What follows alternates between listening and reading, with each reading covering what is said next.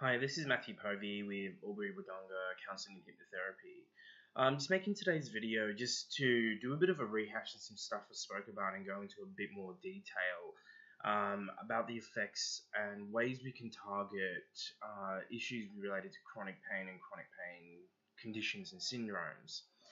Now, and I apologise in advance, I'm dressed casual, it's Sunday, so I'm having a bit of a day off, but I thought this video would be possibly valued to some people. So, the great thing that I've been recently doing with a lot of people is actually teaching people how to change their relationships with themselves and the way they experience pain and levels of discomfort. Now, in other videos, I've briefly gone into this, but just to give a bit of information, the idea of the techniques and things that make chronic pain worse are over stimulation of what we call the sympathetic nervous system. This is the system in the body that goes into fight and flight, releases adrenaline and cortisol, which in turn actually, over a period of time, creates inflammation.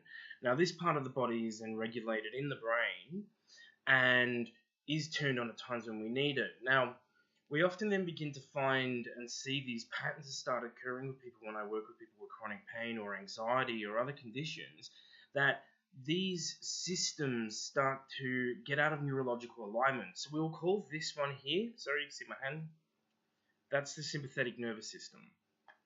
So every time that we get stressed or in discomfort or triggered by an ongoing effect of chronic pain, this fires off.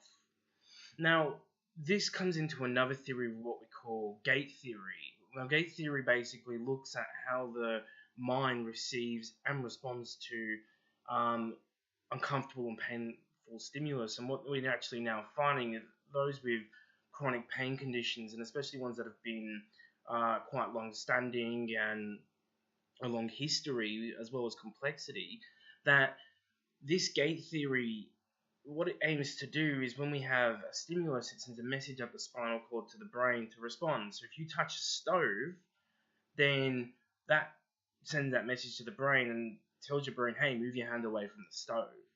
Now, what happens over time when this sympathetic nervous system keeps firing on and off is these messages from the gate theory start to get a bit mixed up, and the gate, which almost acts like this. So if you get a stimulus come through, the gate opens and lets it through.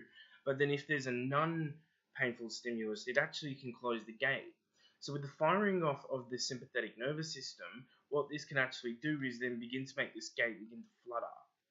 This fluttering then actually sends signals to the brain which aren't necessarily correct, but can be very useful for acute episodes of pain, such as if you break your arm, you go to hospital and get it addressed, and often then the gate will close once the issue has been resolved and healing occurs.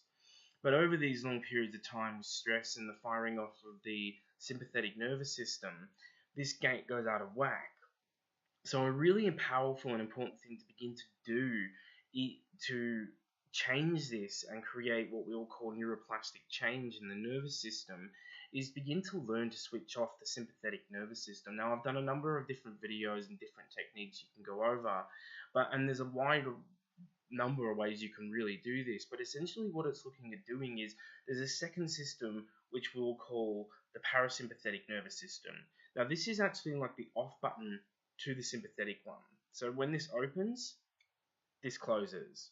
So as you can see, why the techniques I've been teaching and the stuff I'm actually trying to show you is beginning to enter your body into this parasympathetic switch on and off. And so you actually then gain the capacity to begin to learn to do that in different situations, circumstances. So over time, what that does, this feedback loop that we often see with chronic pain conditions and long-standing and long-term chronic health issues, is that gets reinforced in the body and the neural networks. This actually counteracts that by creating a new neural network that then creates itself when we start reinforcing that one, therefore inhibiting the other one.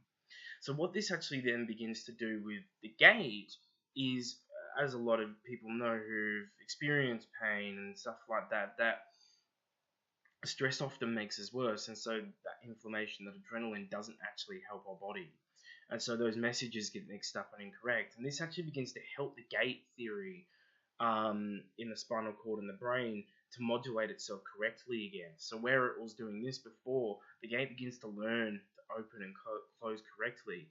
This in turn begins to actually change the signals that go to the brain and start rewiring, responding to discomfort and pain in completely new ways. And some great ways to do this are using some of the visualization tools I've taught, some of the anti-anxiety tools I've taught, that basically create remembered wellness, as well as then realigning the body. And it's like pressing the reset button and taking the car in for a tune up when it's not going too well, in that it begins to regulate the body and the system.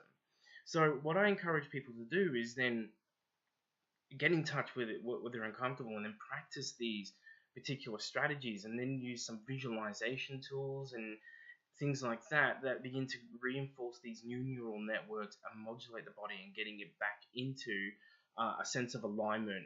And this works on a holistic mind-body level and utilizes those connections in really powerful ways where some people can get really rapid results. And that's one of the important things we've got to look at with pain management when I work with people, that we're not necessarily going to be able to completely remove the pain altogether, but what we might be able to do is get a 5 or 10% decrease in symptoms you experience. And even if it's only momentary, what that begins to do over time with repeated brief episodes of practice. So I usually get my clients to do this for maybe 5 to 7 times a day for just 30 seconds, 3 minutes. Because every time you're doing that, you're reinforcing that new pathway and you're giving yourself more choice and control over how you feel and how you want to respond to things. So please share this, because it's a really valuable tool that others can actually learn from this video, some strategies to begin to help themselves, as well as passing it on to others. Thank you, and I hope everyone's had a great weekend.